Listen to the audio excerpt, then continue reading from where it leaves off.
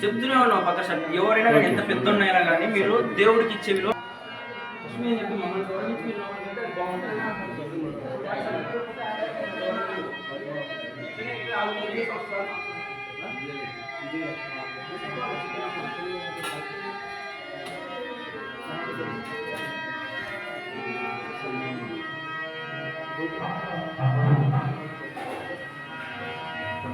ఓం కార్తికాయన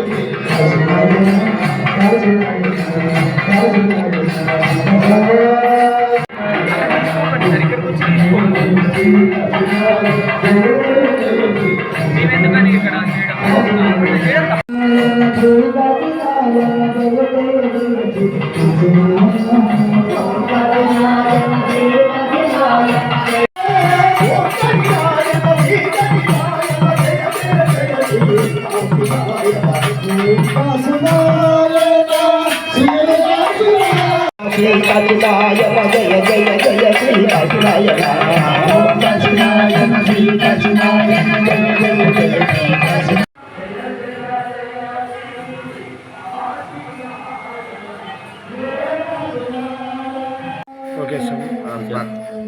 ఓం శ్రీ గురుభ్యో నమః. ఆయన సద్గురు కాసిరెడ్డి నాయన గారు నెల్లూరు జిల్లా ఉదయగిరి తాలూకా బిడ్స్పల్ అనే గ్రామంలో స్వామి జన్మించారు. ఆయన కాశీ విశ్వనాథ స్వామి అనుగ్రహం, వారి యొక్క కోరిక, వాళ్ళ తల్లిదండ్రులు కోరినటువంటి వరప్రసాదం చేత కాసిరెడ్డి నాయన గారు ఉండెల్లి సుబ్బారెడ్డి కాసిమన్న దంపతులు జన్మించినారు. ఆయన బాల్యంలోనే దైవ సంపూర్ణంగా ఇచ్చినటువంటి వాడు. ఆయన బాల్యంలోనే స్వామివారి మహిమలను చెబుతూ ఉండి తల్లిదండ్రులు మరణించిన వారి గృహస్థాశ్రమం ఉండి అక్కడి నుంచి స్వామి వాళ్ళ యొక్క సంసారంలో ఉన్నటువంటి భూముల ఆస్తులు అన్ని వాళ్ళకు చెప్పేసి స్వామి వైరాగ్యంతో బయటికి బయలుదేరి కొంతకాలం సిద్ధేశ్వరం అనేటువంటి క్షేత్రంలో కొంతకాలం ఉండి అక్కడి నుండి ఈ యొక్క ప్రాంతాన్ని పౌర్మావిల ఎర్సాల ఈ ప్రాంతంలో తిరిగాడు. మళ్ళీ తర్వాత వరికుంట్ల నాయనపల్లి గ్రామంలో కొంతకాలం చదువు చెప్తూ కొన్ని మహిమలు చెప్తూ ఉండేవాడు. తర్వాత ఇక్కడ నుంచి గరుడాద్రి 5 కిలోమీటర్లు ఉంటుంది. స్వామివారు అక్కడ తపస్సు చేసి నరసింహస్వామి ప్రత్యక్షం స్వామి జీర్ణోద్ధరణ అనేటువంటిది కోరినారు. తర్వాత ఇక్కడ జ్యోతి క్షేత్రం చేరుకున్న తర్వాత ఇక్కడ అన్నపూర్ణేశ్వరి భూమిలో అన్నపూర్ణేశ్వరి స్వామికి స్వయంగా ఆయనకు దర్శనమిచ్చి ఆయన నీకు ప్రత్యక్షమవుతున్నానని చెప్పేసి ఆయనకు ప్రత్యక్షమైంది.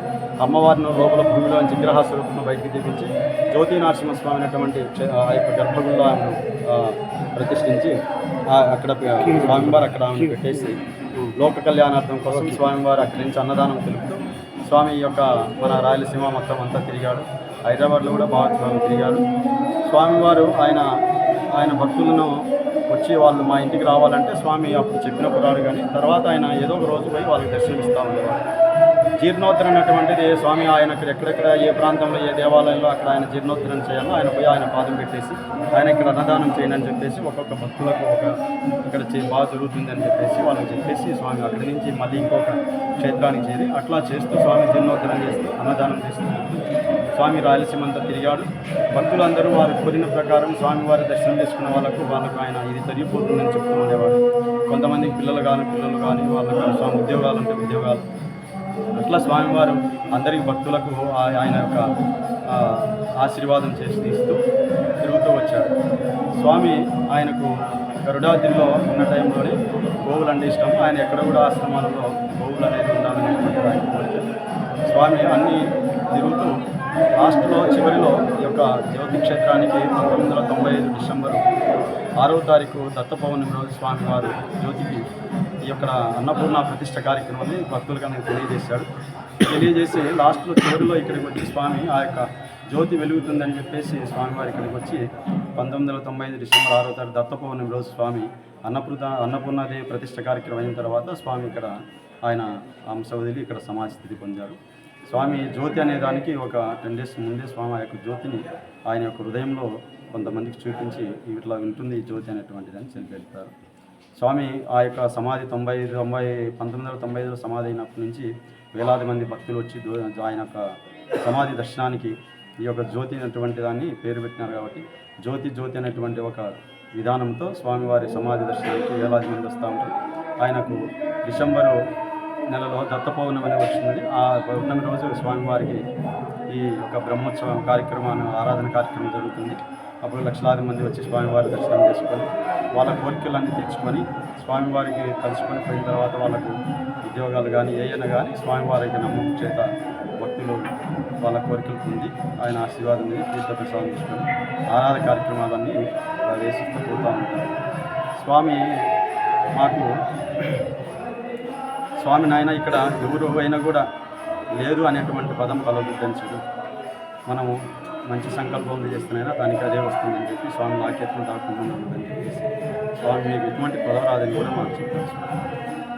ఇక్కడ ఆలయం స్వామి 1995 నుంచి 2012 వరకు మనకు గొప్పగా ఈ యొక్క రాయలసీమలో అన్నదానం కానీ ఈ యొక్క వర్క్ ఈ యొక్క కార్యక్రమాలు జరగడం కానీ ఈ యొక్క పనులు చేయడం కానీ బాగా జరిగింది. 2012లో మనకు ఈ యొక్క ఫారెస్ట్కి పర్మిషన్ కావాలని చెప్పేసి మనకు అప్లికేషన్ చేస్తాం.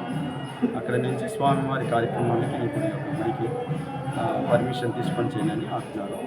ఈ ఆలయం ఉండేటువంటి ఇక్కడ ప్రధాన ఈయన ధర్మకర్తగా అక్కడ ఒక పెద్దగా స్వామివారి చెన్నారెడ్డి గారు ఇక్కడ ఈ యొక్క కార్యక్రమం అంతా చేస్తాము. ఈ యొక్క ఆలయానికి ప్రధాన